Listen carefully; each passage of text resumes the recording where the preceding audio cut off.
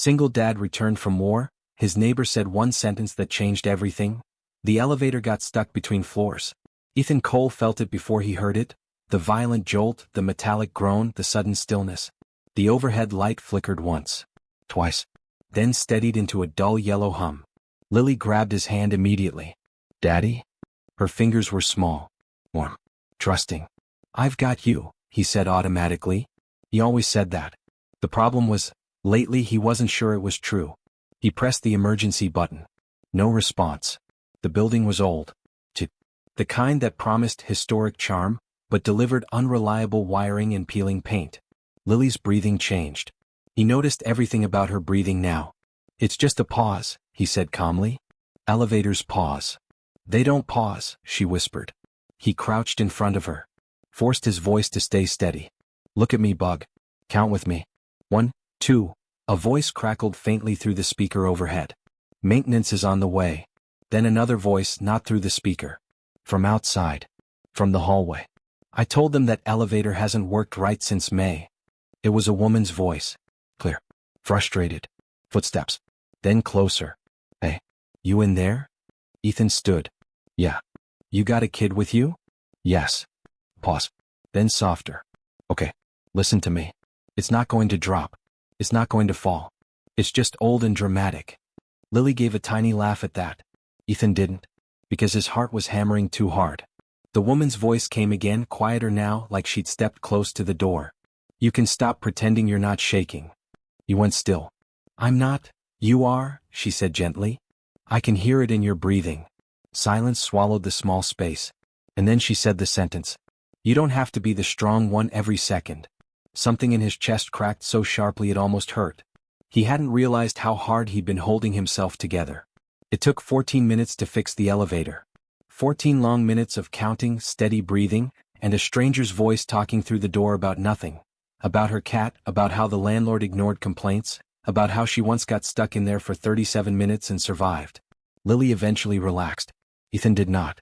When the doors finally slid open, he stepped out first, automatically scanning, automatically alert, before helping Lily out. The woman standing in the hallway wasn't what he expected. She wasn't dramatic. Wasn't loud. She stood barefoot in loose black joggers and a cream sweater, dark curls pulled into a low tie, arms folded like she'd been trying not to interfere too much. She studied him. Not flirtatious. Not intrusive. Just observant. "You okay?" she asked Lily first. Lily nodded. "Daddy counted." The woman smiled. "Good system." Then her eyes shifted to Ethan. "You?" she asked. He nodded once. Too fast. She didn't challenge it. But she didn't believe it either. "I'm Maya," she said. "Ethan." She looked at the duffel bag slung over his shoulder. The military patch still stitched on the side. "You just moved in?" "Yeah." She nodded slowly. "Apartment 4C.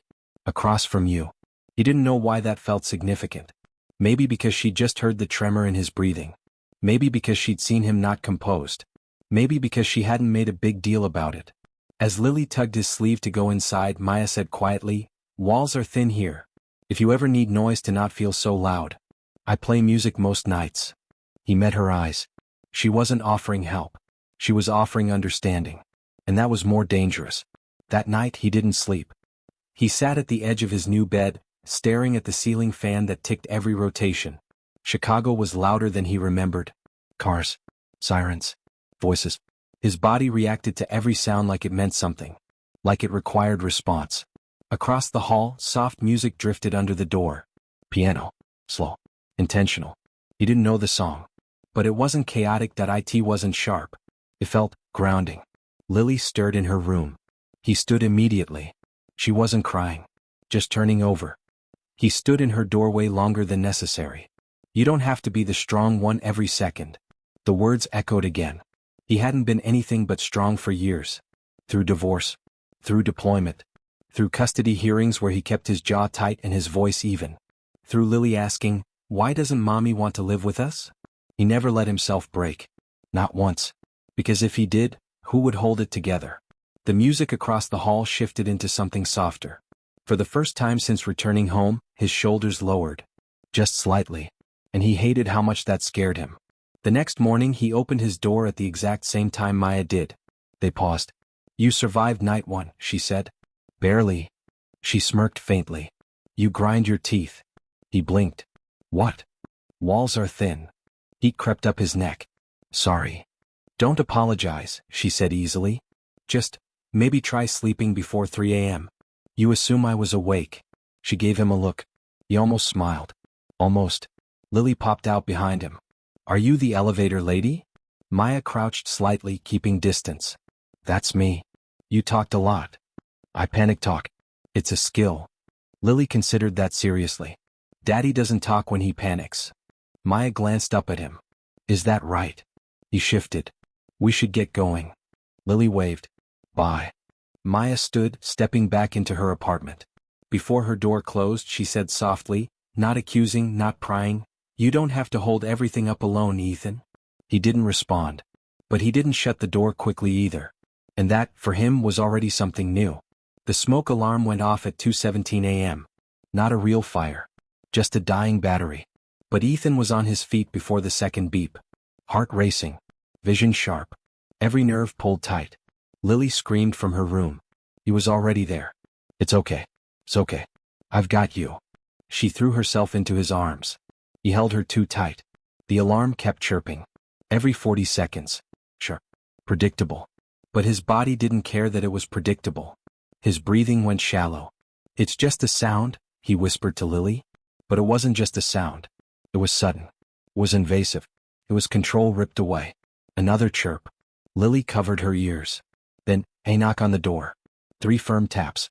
Not frantic. Not hesitant, grounded. Ethan froze. Who knocks at 2:17 a.m.? The knock came again. It's Maya, her voice called softly. It's just the battery. He swallowed, forced himself to move, opened the door. She stood there in oversized pajama shorts and a hoodie, hair loose over her shoulders, holding a small step stool and a pack of batteries. You looked like you were gearing up for battle, she said gently. I was handling it. She looked past him at Lily clinging to his leg. You were spiraling, she corrected quietly. He stiffened. I don't spiral. She raised a brow. Another chirp. Flinch. Her gaze softened, not mocking. Move, she said calmly. He stepped aside before he could argue. She walked straight to the hallway ceiling, set up the stool, swapped the battery in less than a minute. Silence returned. Heavy. Thick.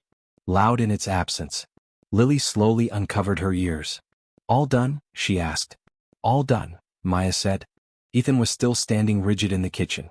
Breathe, Maya told him. I am breathing. You're performing breathing. That hit harder than it should have. She stepped down from the stool and set it aside. Want some water? She asked Lily. Lily nodded. Maya poured it like she'd lived there for years. Like she knew where the cups were. Ethan watched her hands. Steady. No rush. No panic. How are you so calm? He asked quietly. She glanced at him. I'm not, she replied. I just don't let the noise win. He didn't know what that meant. But he wanted to. After Maya left, he didn't sleep. He sat on the couch, elbows on knees. Lily had crawled into his bed. He didn't move her. He just stared at the ceiling until dawn. At 6:28 a.m., Maya's door opened. At 6:29, her footsteps crossed the hall. At 6:30, the building door downstairs shut. Routine. Predictable. He found comfort in that.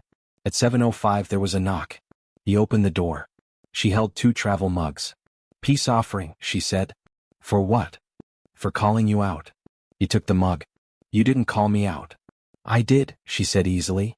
You just didn't argue. He took a sip. Black coffee. Strong. You don't add sugar? She asked. I like things honest. A flicker crossed her face at that. Honest can still be warm, she said quietly. Over the next week, small things started happening. Not dramatic things. Small, dangerous things. Like Lily knocking on Maya's door after school without asking first. Like Maya leaving the door cracked when she knew they'd be coming home. Like Ethan noticing the way Maya lined up her shoes perfectly by the door. Parallel. Exact spacing. Control. One afternoon, Lily burst into Maya's apartment holding a school drawing. Maya. We have to build a volcano. Ethan stepped in behind her. She means, hello. Maya smiled faintly. Hello. She took the drawing. A messy crayon volcano erupting red and orange. I need it to explode for real, Lily declared. Maya's eyes lit up slightly. I know how. Ethan blinked. You do. I used to teach science workshops, she said casually. That was new information. Before freelance design? She nodded. What changed? Her hand paused briefly on the paper. I needed quiet. He didn't press. But he noticed. The volcano project took over Ethan's kitchen table. Baking soda. Vinegar. Red food coloring. Lily bouncing. Ethan standing back like it was a bomb. Maya leaned close to Lily. Okay. Slowly pour. The eruption was messy and anticlimactic. Lily screamed with delight. Red foam spilled over the cardboard edges. Ethan jumped back instinctively. Maya didn't. She laughed. Full. Unrestrained. The sound did something strange to his chest. Lily looked between them. You don't laugh much, Daddy? He cleared his throat. I do. When? He didn't have an answer. Maya's eyes met his. Not judgmental. Just aware. Maybe we should schedule it, she teased lightly. He surprised himself by replying, put it on the calendar. She smiled. Small. But real. That night there was a storm. Not a violent one. Just steady rain against windows. Lily fell asleep early. Ethan stood at his window watching the city blur. Across the hall Maya's lights were on. He hesitated. Then knocked. She opened the door with a blanket around her shoulders. Storm bothering you? She asked. No, yes, she corrected gently. He exhaled. Yeah. She stepped aside. No dramatic invitation. Just space. Her apartment smelled like cinnamon and something faintly citrus. Organized. Minimal. A stack of sketchbooks on the table. You draw? He asked. Sometimes. Show me. She studied him. You don't like not knowing things, do you? I like understanding the terrain. She walked to the table, picked up a sketchbook, flipped it open. Portraits. Faces. Expressions caught mid-thought. He recognized something in them. They look unfinished, he said. They are. Why? Because people change too quickly, she replied. If I finish it, it stops being true. He swallowed. That's heavy, she shrugged. So are you. He stiffened slightly. She didn't back down. You carry weight like it's proof of love, she said softly. He stared at her. You don't know anything about me. No, she agreed. But I know bracing. I know jaw tension. I know scanning exits. Silence. Rain against glass. You don't talk about it, she added. I don't need to. That's not what I meant. He stepped closer without realizing. You think talking fixes it? No, she said. But silence feeds it. His breath caught. Why do you care? The question came out sharper than he intended. She didn't flinch. Because your daughter deserves a father who isn't at war in his own kitchen. The words hit like a punch. He looked away. You don't get to say that. You're right, she said quietly. I don't. She closed the sketchbook. I'm not trying to fix you, Ethan. I just don't like watching people drown when they're standing in shallow water. He laughed bitterly. You think this is shallow? I think you survived worse. The rain got heavier. He stepped back. You don't know what I've seen. She met his gaze steadily. You don't know what I've lost. That stopped him. He studied her face. Tell me, he said. A long pause. My fiancé, she said evenly. Drunk driver. I was on the phone with him when it happened. Ethan's throat tightened. I heard it, she continued. Metal. Shouting. Then nothing. She didn't cry. Didn't dramatize it. Just said it. I stopped leaving my apartment after that, she admitted. For months. I thought if I stayed small, nothing else could get taken. He felt something shift in him. Not attraction. Not yet. Recognition. You think I'm doing that? He asked. She nodded once. You came back, she said softly. But you haven't arrived. Silence stretched. Thunder rolled in the distance. He sat down on her couch. For once not bracing. Not scanning. Just sitting. She sat beside him. Not touching. Just close. I don't know how to stop, he admitted quietly. Start small, she replied. How? Next time something beeps, don't sprint. A ghost of a smile tugged at his mouth. That's your advice? For now. He looked at her. Really looked.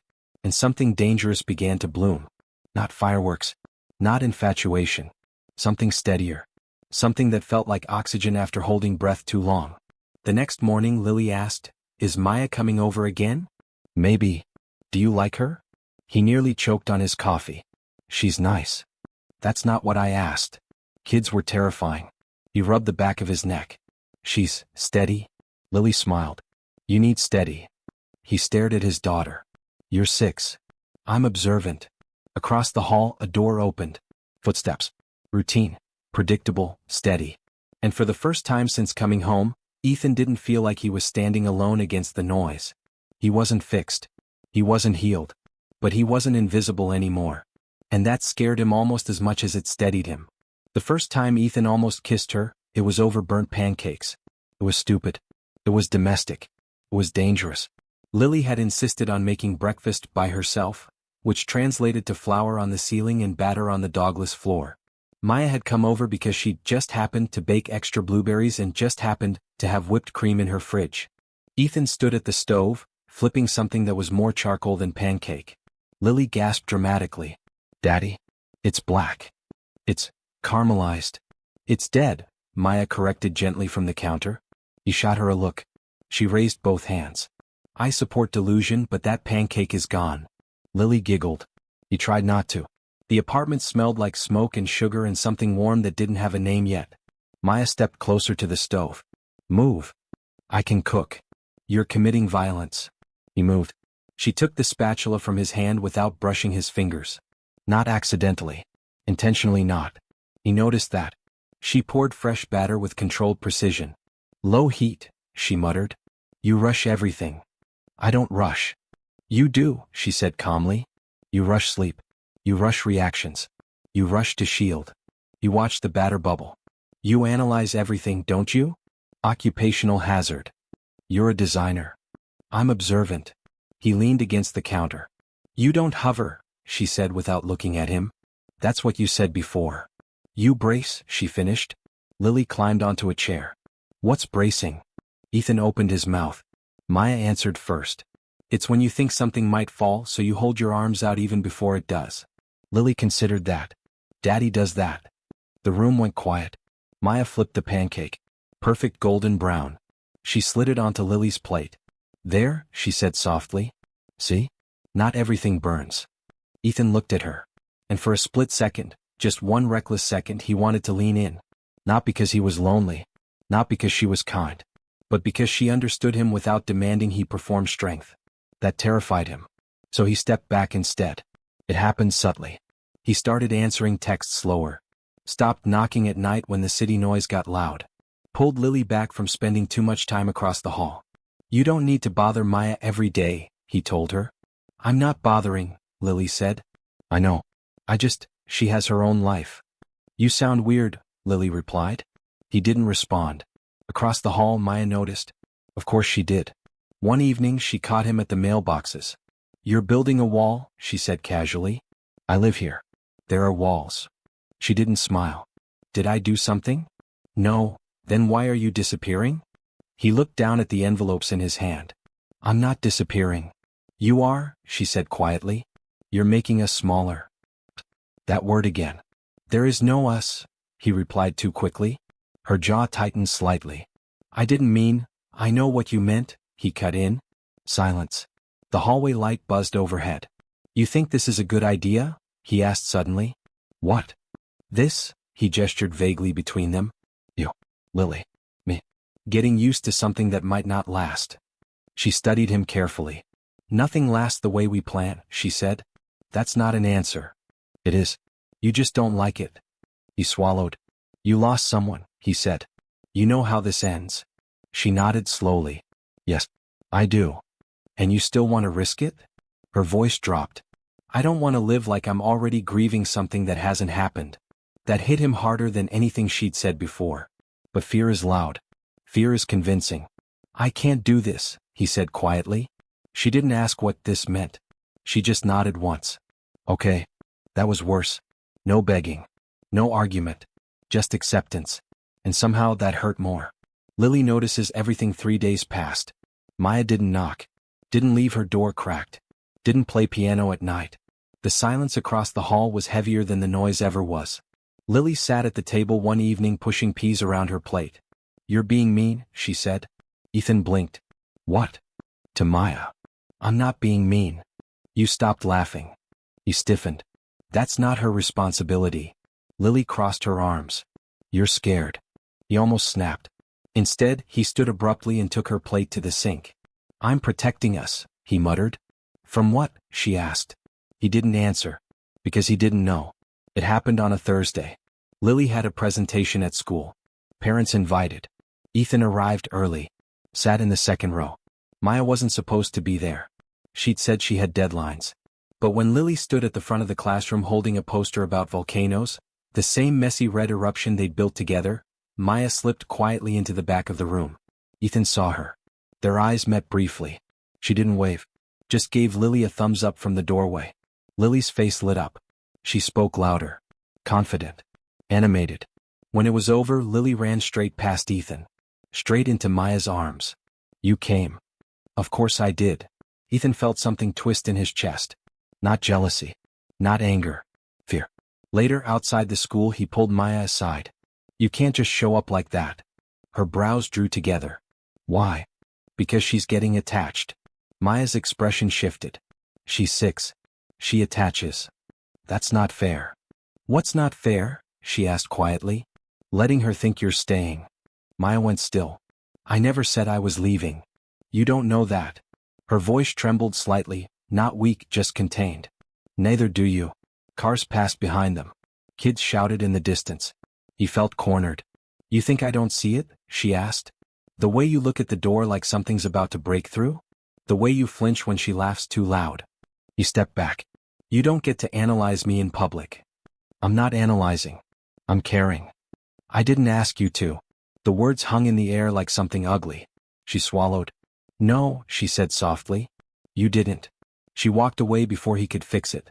The silence that night, there was no music. No footsteps at 6:30 a.m. No knock. Ethan lay awake staring at the ceiling. He'd protected them. He'd created distance. So why did it feel like he'd lost something essential? At 1:12 a.m., Lily padded into his room. "Daddy?" "Yeah, bug." "Are you mad at Maya?" He exhaled slowly. "No." "Then why did you hurt her?" His chest tightened. "I didn't mean to." "You did." Kids didn't sugarcoat. He sat up. "Sometimes grown-ups push people away when they're scared." "Are you scared?" He hesitated. "Yes." "Of Maya?" "No." "Of loving her?" The word landed like a dropped plate. He stared at his daughter. "Go back to bed," he whispered. But he didn't sleep after that. 2 days later, he knocked on her door. She took a long time to open it. When she did, her eyes were tired. Not red. Not dramatic. Just guarded. "What do you need?" she asked. The formality stung. "Can I come in?" Pause. Then she stepped aside. The apartment felt different. Closed off. Her sketchbooks were stacked away. The couch cushions aligned perfectly. "You reorganized," he said. "I like control." He nodded. Silence stretched. He didn't know how to start. So he chose honesty. "I'm terrified," he said. Her expression didn't change. "I know. I don't just lose people," he continued. "I lose versions of myself with them." That got her attention. He stepped closer. "When my marriage ended, I lost who I thought I was. When I deployed, I lost who I was before that. I came back and I don't even know which pieces are real anymore." Her breathing softened. "And you think loving me would erase another piece?" she asked quietly. "Yes." There it was. Raw. Ugly. True. She nodded slowly. "Okay." He frowned.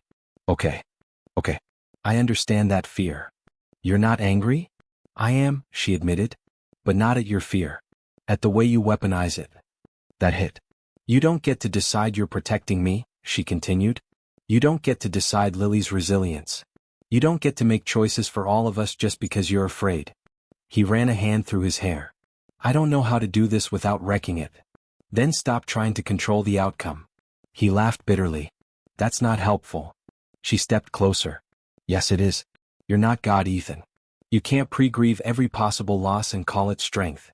He looked at her. Really looked. "And you?" he asked softly. "You're not scared." She hesitated. "Every day," she admitted. "Every time I care about your daughter. Every time I hear you pacing at night.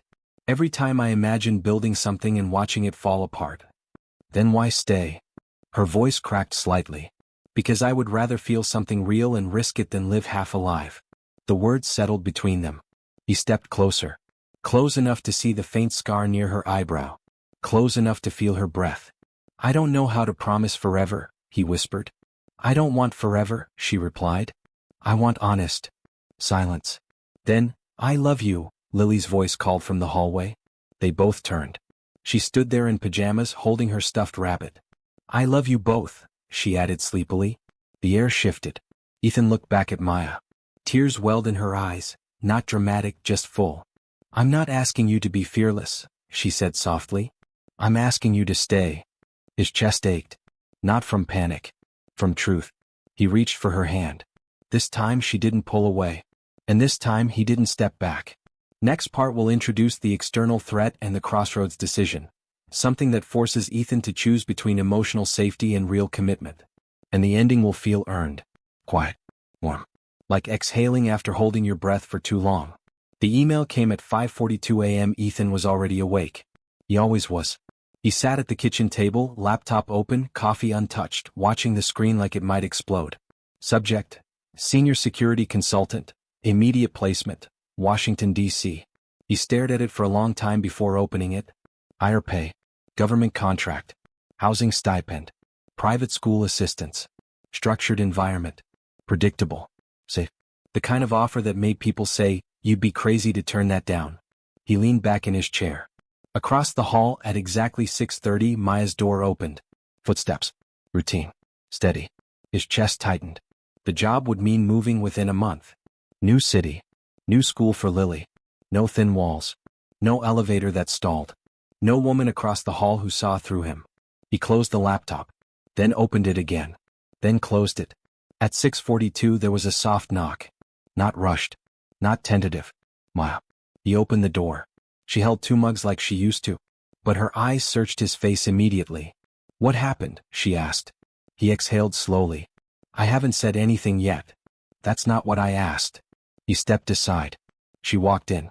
The laptop sat on the table like a third person in the room. Her gaze dropped to it. You're leaving, she said quietly. It wasn't a question. He ran a hand over his face. It's a good offer. Is it? Yes. She waited. He hated that she waited. More money, he added. And? Structure. And? He swallowed. Distance. Her jaw tightened slightly. From what? From this, he gestured between them. She stared at him. So the plan is what? You finally choose something real and then relocate to avoid the risk. That's not fair. Isn't it? She shot back softly. He stood abruptly. You think this is easy for me? No, she said evenly. I think this is exactly what you do when something matters. The words landed hard. He looked away. I'm thinking about Lily. Maya nodded once. Good. So am I.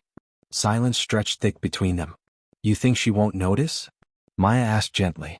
You think she won't understand that you ran from something that felt like home? I don't run. You reposition, she corrected. Strategically. He almost laughed. You make it sound clinical. It is, she said. You treat love like a threat assessment. That hit too close. He sat back down slowly. She deserves stability, he muttered. Maya's voice softened. She deserves a father who chooses joy when it's in front of him. He closed his eyes. That's not guaranteed. Neither is breath, she replied quietly. He looked at her then. Really looked. You'd stay? He asked. For you? She asked. For us. Her eyes filled, not with desperation. With honesty. Yes. No drama. No begging. Just yes. That scared him more than anything. The conversation he can't avoid that night. Lily sat cross-legged on the floor, coloring. Daddy? She said without looking up. Yeah. Are we moving? His stomach dropped. Who told you that? You're loud when you think. He exhaled slowly. Maybe, he admitted. She stopped coloring. Because of Maya? He crouched in front of her. No, because you're scared? He stared at her. She wasn't accusing, just observing. I got a job offer, he said carefully. It's a good one. Will you laugh there? The question caught him off guard. What? You laugh here, she said softly. Not all the time. But more. His throat tightened. Lily, I like it here, she whispered. It feels like when the lights are on. He swallowed. You don't like when it's dark? He asked. She shook her head. You're different when it's dark. He closed his eyes briefly. You don't have to be strong every second, she added quietly. The sentence hit him like it had the first time. Maya's voice. Elevator doors. Shaking breath that he sat back on the floor beside her. What if I mess this up? He whispered. You already mess up, she said matter-of-factly. He blinked. But you fix it, she added. And somehow that broke him more than fear ever had. The offer had a deadline. 48 hours. His phone buzzed that afternoon. It was his ex-wife. You're considering DC? She asked immediately. How do you know? I still get updates from the legal portal, she replied. It's a good move, Ethan. Lily deserves better schooling. There it was. The word again. Deserves. She's doing fine here. She could do better. He clenched his jaw. You're not the one waking up with her when she has nightmares, he said sharply. There was a pause. You think staying in that apartment building is healthy? She pressed. You think clinging to neighbors is stability? He stiffened. It's not clinging. It's avoiding growth. He almost laughed. You mean avoiding what you think looks impressive? I mean building something bigger, she snapped. He ended the call before it spiraled. But the word stuck. Bigger. Better. Safer. Across the hall, Maya's door stayed closed all afternoon. He knew she was giving him space. Not chasing. Not persuading. That restraint did something strange to him. It made him want to cross the hall more. At 7:12 p.m. he knocked.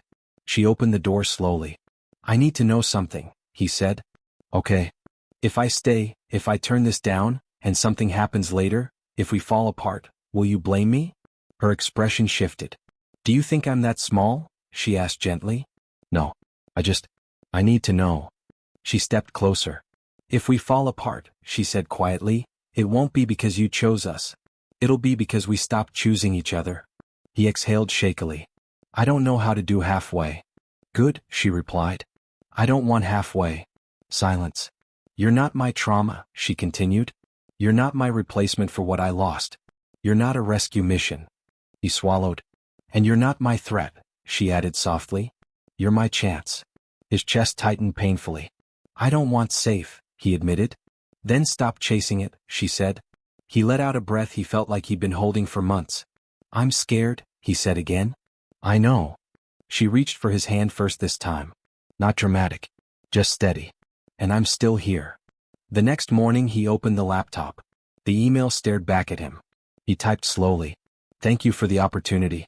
After careful consideration, I've decided to decline. His finger hovered. His heart pounded. He hit send. No fireworks. No music. Just quiet. He sat back. And for the first time his fear didn't spike. It settled. Like something had finally been set down. He crossed the hall immediately. Maya opened the door before he knocked. You decided, she said. Yes. And? I stayed. She searched his face. Because? She asked softly. Because I want to build something, not escape it. Her breath trembled slightly. You're sure? No, he admitted. But I'm committed. Her eyes filled. Not dramatic tears. Real ones. She stepped into him. He held her. Not bracing. Not shielding. Just holding. Lily's voice came from behind him. Does this mean we're staying for movie night? He laughed, full, unfiltered. Yes, bug. Maya smiled through tears. You laugh different now, she murmured. How? Like you're not checking exits. He pressed his forehead to hers. I'm tired of living like something's about to explode. So am I, she whispered. Months later, nothing flashy happened. No dramatic proposal in the rain. No big speeches. Just life. Movie nights. Science projects. Coffee at 6:42 a.m. One evening, Ethan replaced the elevator notice board with a small handwritten sign. If it gets stuck, don't panic. It always opens. Maya laughed when she saw it. You're healing, she teased. I'm practicing, he corrected. Later that night, they sat on the rooftop of the building, Lily asleep between them on a blanket. City lights blinked around them. Not quiet, but not threatening. Ethan intertwined his fingers with Maya's. I used to think strength meant holding everything up alone, he said softly. She leaned her head on his shoulder. Strength is knowing when to lean, she replied. He kissed her then. Not desperate. Not urgent. Just certain. Below them the city hummed. Above them the sky stretched wide and open. And for the first time in a long time, Ethan wasn't bracing for impact. He wasn't scanning exits. He wasn't calculating loss. He was just there. With her. With Lily. with the quiet understanding that love wasn't a battlefield. It was a choice. Made daily. Made imperfectly. Made together. And this time, he stayed. If you like this story, then please like this story and subscribe our channel. Your support means a world to us.